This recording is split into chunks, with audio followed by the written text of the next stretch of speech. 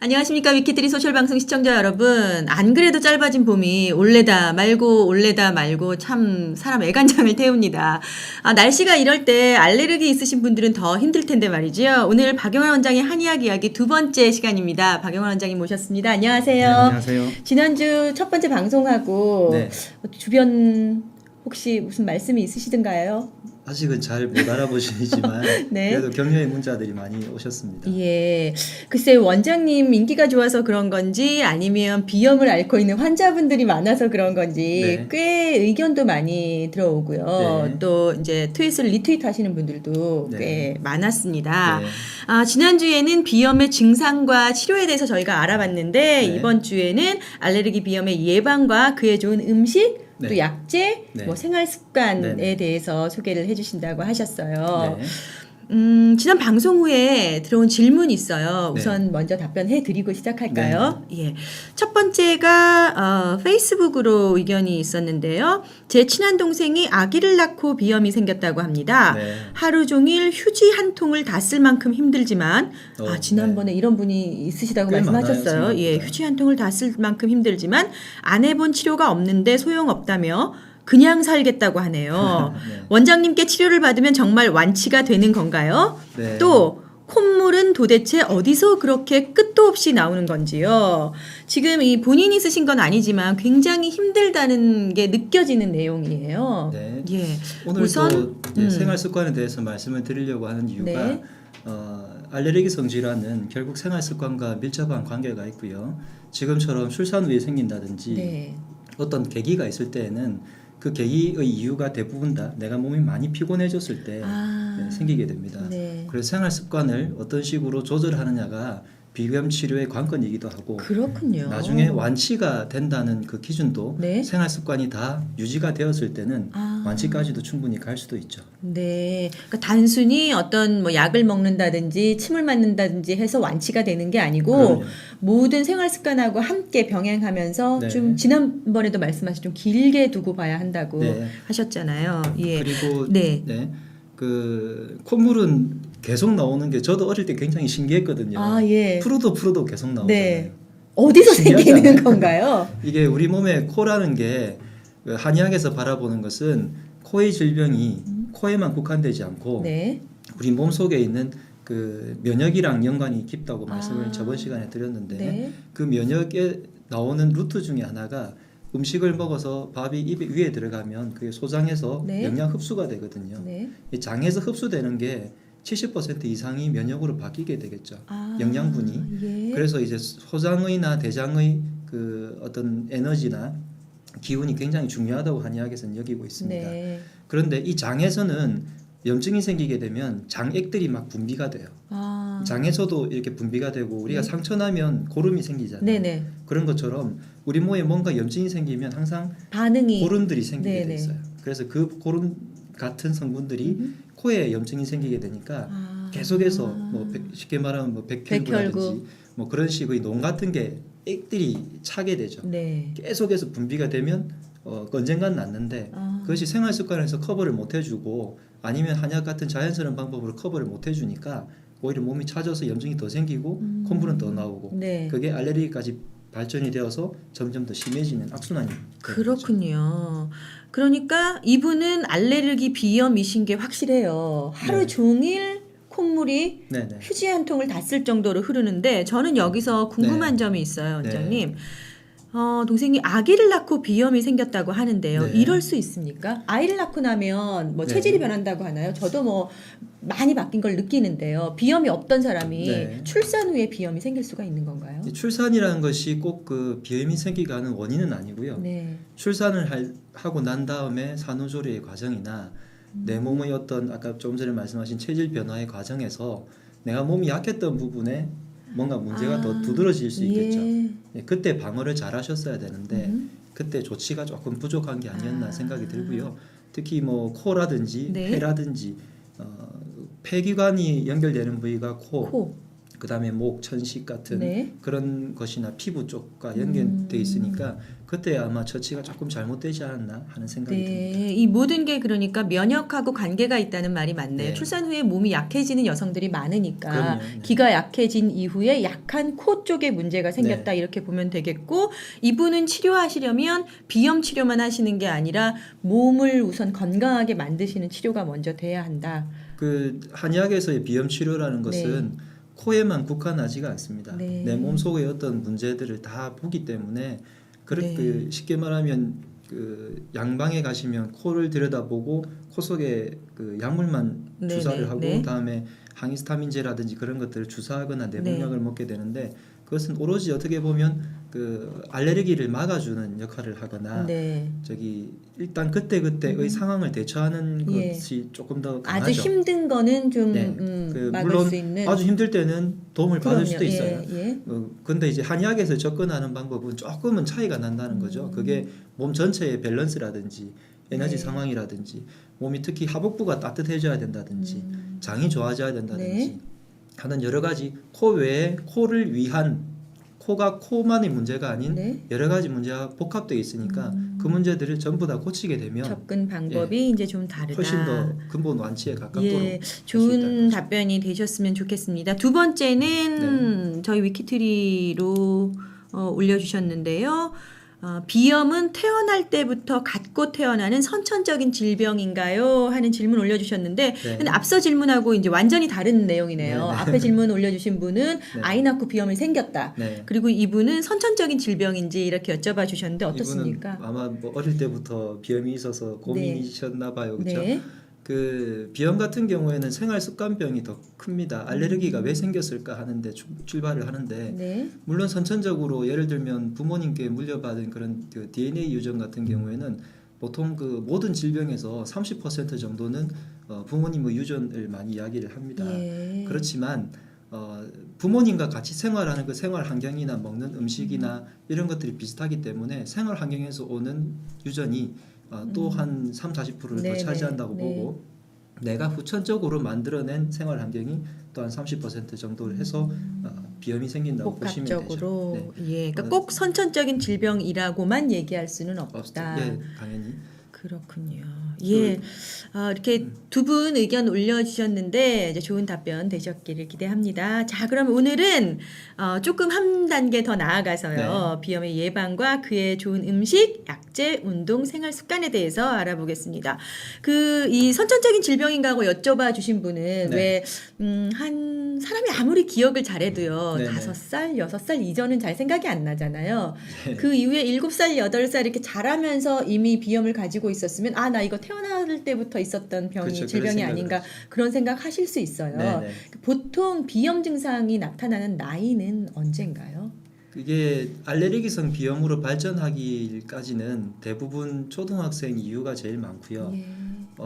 그 이유가 초기 감기일 때는 그냥 단순 감기나 저번 시간에 감기하고 비염의 차이에 대해서 물어보시고 네. 비염과 알레르기성 비염의 차이에 대해서도 또 물어보셨지만 네. 초기 감기일 때는 그냥 단순 감기일 경우가 더 많습니다. 예. 근데 이때 적절하게 조치를 못해서 비염으로 발전하게 되고 네. 비염이 만성 비염으로 발전한 상태에서 내가 면역이 깨짐으로 인해 가지고 알레르기가 겹치게 되면 알레르기성 비염으로 변질이 되는 거거든요. 네. 그래서 아주 어린 시절에도 비염은 있을 수 있어요. 그렇지만 알레르기성 비염으로까지 발전을 시키느냐 네. 아니면 그냥 단순한 만성 비염으로도 해도 괴롭긴 하지만 그렇게 가느냐 아니면 감기를 초기에 얼마나 대응하느냐에 따라서 굉장히 차이가 많이 나죠. 초기 대응이 중요하군요. 네, 그 초기 예. 대응에서 말씀드리고 싶은 것은 예를 들면 아기들이 열이 날 때 네. 한의학에서도 열을 떨어뜨리는 해열제 같은 성분들의 약이 있습니다. 뭐 항연해독탕이나 이런 약들은 열을 빨리 꺼뜨리게 되는데 네.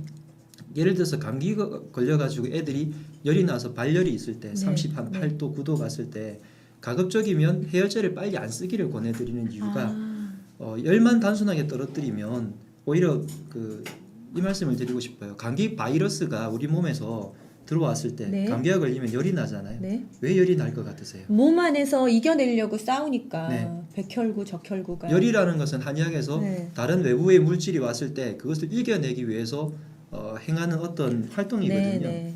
근데 우리 몸에서 이겨내려고 하는데 거꾸로 열을 떨어뜨려 버리면 오히려 바이러스나 이런 것들은 죽지를 않고 그대로 남아 있을 수 그러니까 있지 열내면서 싸우는 활동을 오히려 억누르게 되는 네. 거군요. 네, 오히려 바이러스는 뭐 실제로 약이 개발된 게 지금 없잖아요. 네. 없고 그렇죠. 오히려 열에 의해서는 잘 죽는단 말이에요. 그래서 우리 몸에서 일부러 열을 38도, 9도까지 올리게 되는데 네. 물론 뇌에 영향이 가게끔 놔두면 안 되겠지만 맞아요. 네. 어느 정도의 열이 났을 때는 그 열들을 조금 더 부드럽게 완화될 수 치유하는, 있도록 예. 하면 좋겠고 조금 이따 소개해드릴 어떤 몇몇 약재들 중에서는 일부러 열을 조장하는 약재들이 있어요. 그래요? 예. 네. 그러면 그런 약재들로 내 몸의 방어력이죠. 그것을 네네. 살짝 높여주면 바이러스 죽으면 자동으로 열이 쑥 떨어지게 돼 있습니다. 원장님 그 부분에 대해서는 또 궁금해하시는 분들이 많을 것 같아요. 특히 어린아이가 있는 집에서는 이 네. 열은 굉장히 관심 가는 그럼, 분야거든요. 네. 그러니까 감기 얘기할 때 좀 자세히 한 번 네. 더 소개해 주시면 네, 좋겠어요. 근데 알겠습니다. 원장님께 이 비염 치료를 받으러 왔던 네. 어떤 어린 학생 인터뷰가 있던데요. 네, 좀 네. 보여주세요. 지민 양, 처음 비염이 시작된 건 언제세요? 초등학교 4학년 때부터. 아, 그럼 그 비염 때문에 생활에 불편했던 점은 뭐가 있었을까요? 아침에 코를 너무 많이 풀어서 밥을 제대로 못 먹었어요. 아, 그러셨구나. 그러면 비염 그 외에 불편한 사항은 없었나요? 집중이 좀 안 됐던 것 같고, 피도 별로 안 컸던 것 같아요. 아, 그래요? 네, 역시 콧물 많이 나고 예, 굉장히 힘들었던 것 같은데 네. 제 기억에 5, 6년 이상 고생을 했고요. 이미요. 네, 그래서 이제 찾아오게 됐는데 많이 3개월 더 연장해서 이제 3개월 동안 치료를 하고 비염 치료를 좀 집중하고요. 네. 비염이 있는 학생들 같은 경우에는 부모님들이 딱 두 가지가 더 걱정이세요. 하나는 비염 때문에 생기는 집중력 저하, 네. 하나는 비염 때문에 생기는 키 성장 방해. 그렇군요. 예, 그렇기 때문에 네. 비염일 때는 특히 학생들 같은 경우에는 성장에도 초점을 둬서 치료를 해야 되는 이유가 네.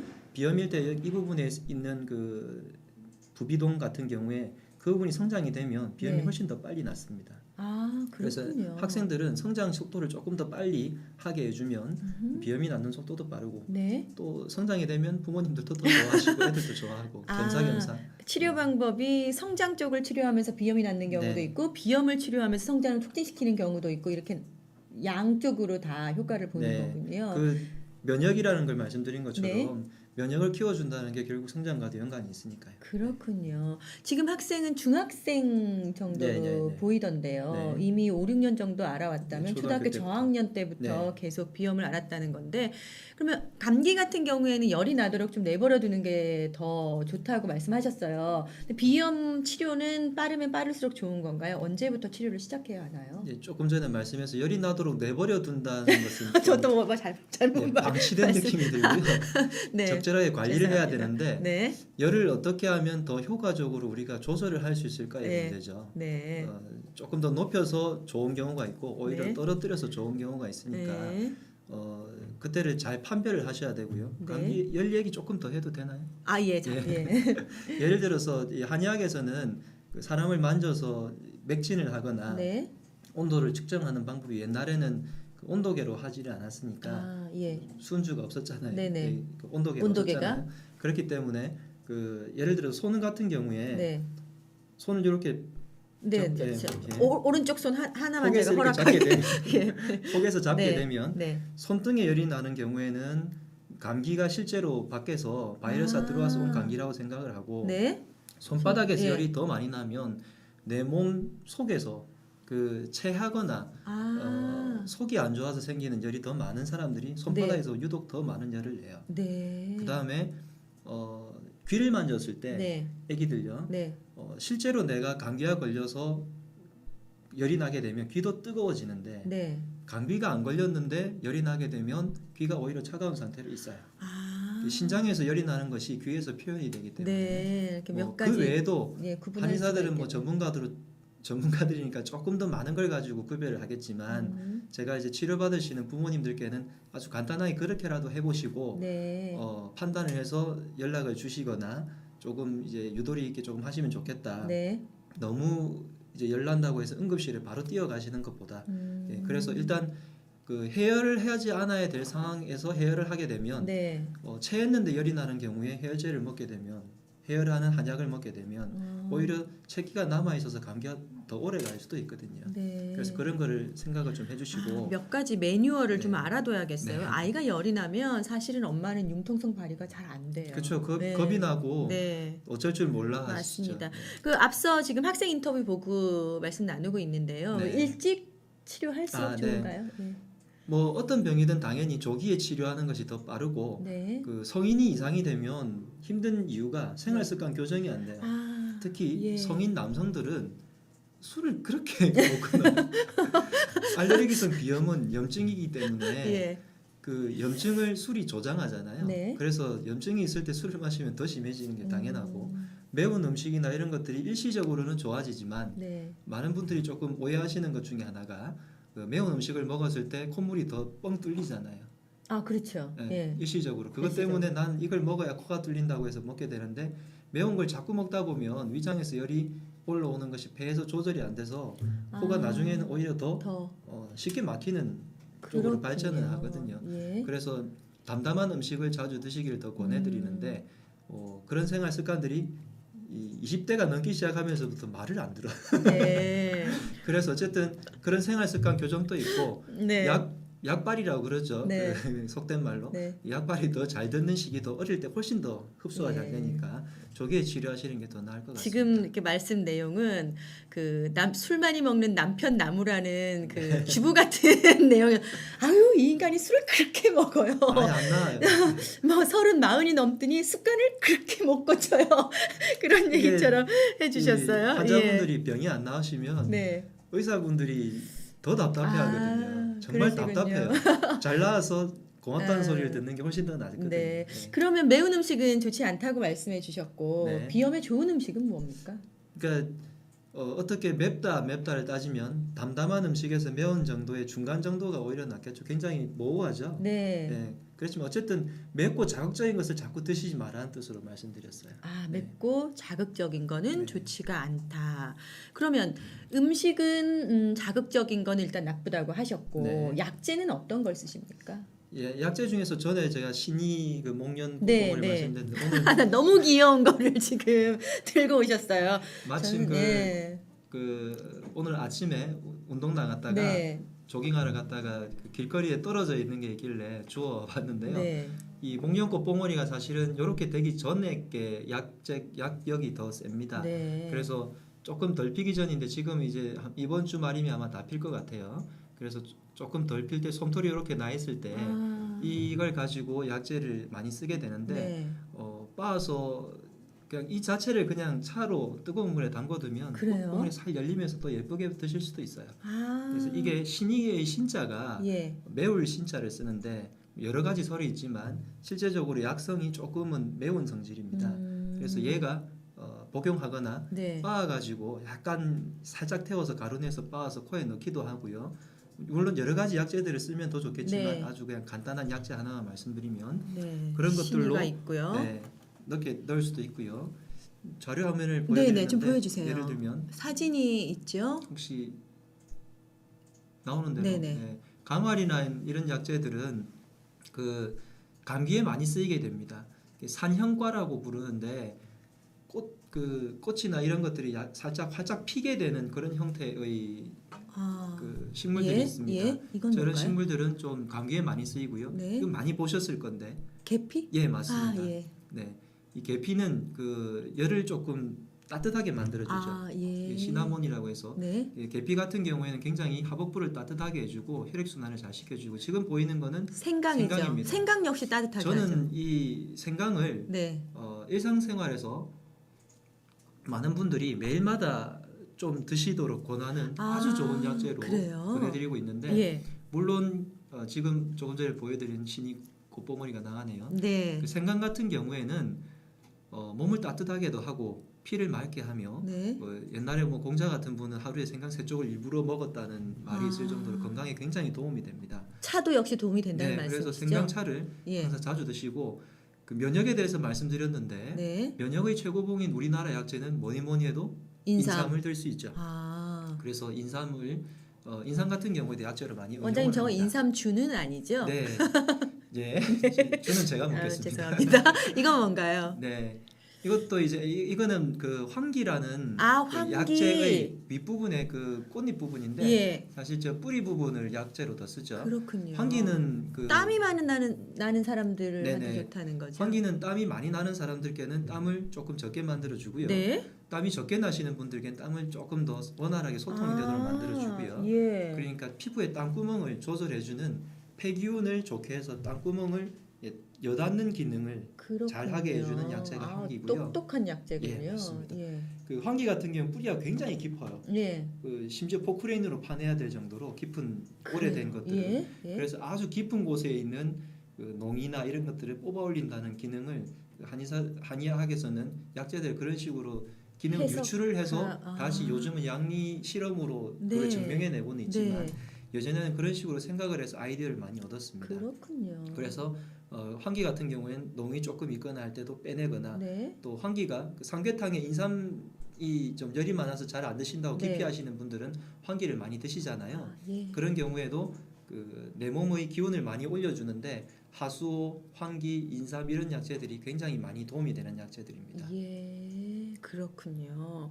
운동이 또 비염에 도움이 된다고 하셨는데 네. 운동도 종류가 있잖아요. 숨쉬기 운동 있고 네, 달리기 그럼요. 있고 격한 운동이 좋은 건지 아니면 좀 서서히 하는 뭐 유산소 운동이 좋은 네. 건지. 비염에서의 가장 주안점은 체온 조절이 잘 돼야 된다는 것을 명심하시면 될 것 같습니다. 네.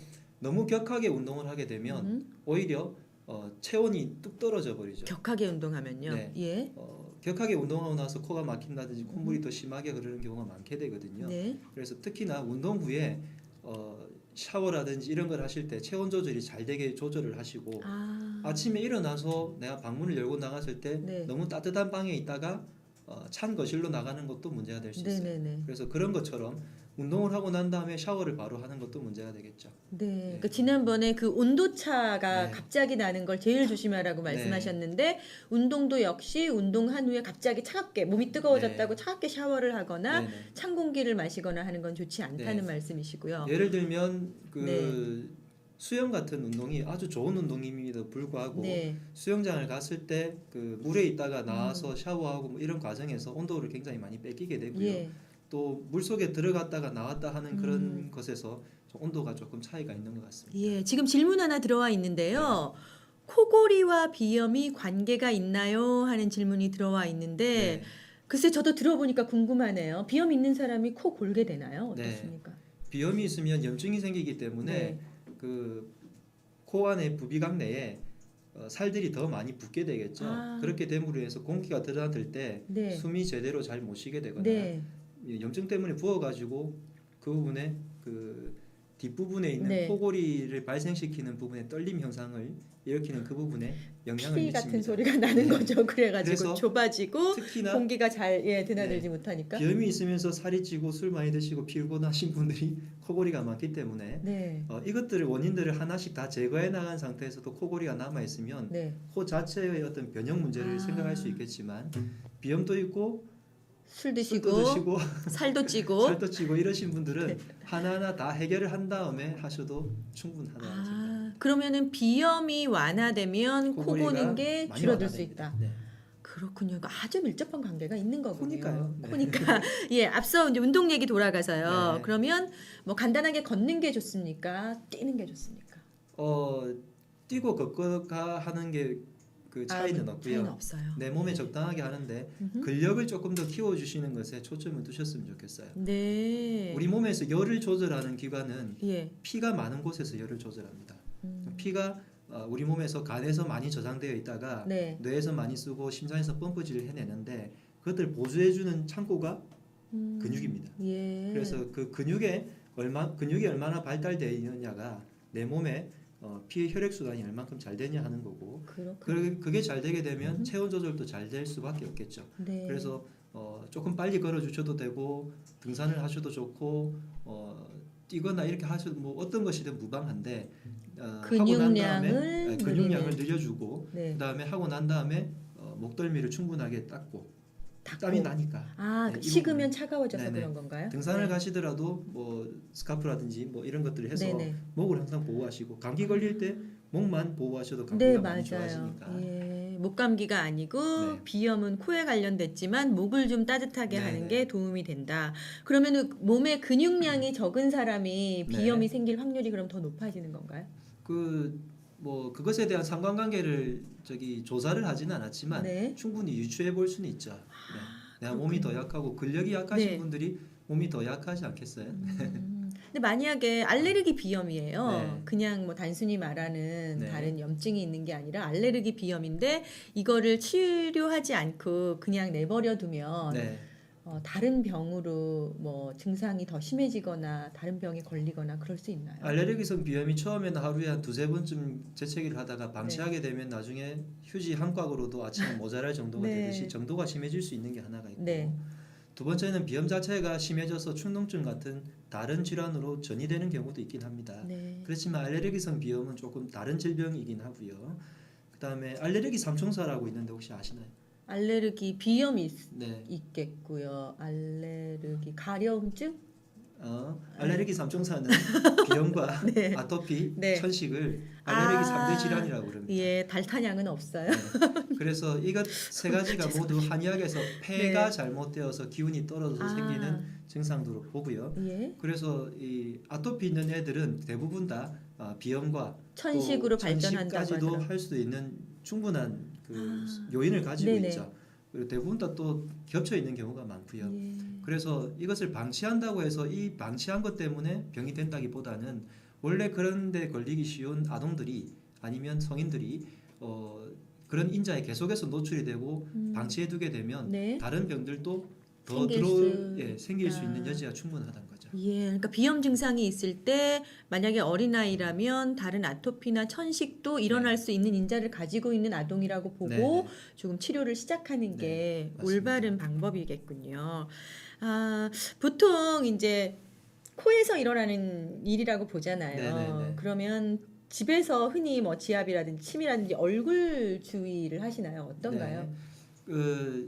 코 자체를 건드릴 경우에는 네. 혈자리가 영향이나 네. 이 코 바로 옆에 잠깐 오늘 여러 가지를 빌려주시는데 오늘 오른손도 허락했는데 얼굴도 네. 예. 코에서 이 네네. 정면을 예, 잠깐 예. 보아주시면 이 팔자주름이 팔자주름. 없으시지만 네. 예, 조금 있으신 이 부분하고 코끝 라인 이 부분에 만나는 자리가 네. 코에 많이 쓰이는 자리고요. 여기요, 예. 네, 거기를 한의사들은 침이란 도구가 있는데 네. 침은 그 기운을 전달하는데 굉장히 빠릅니다. 그래서 침을 쓰지만 네. 이런 뾰족한 볼펜 끝이나 이쑤시개나 이런 걸로 네네. 하셔도 되고 그게 고통스러우시면 손가락으로 깊이 누르셔도 돼요. 아, 예, 그래서- 양쪽을 같이 하나요? 네, 그렇게 누르시고 해서 손을 요렇게, 예, 세게 눌러주시고요. 예, 손을 이렇게. 많이 비비셔가지고 예.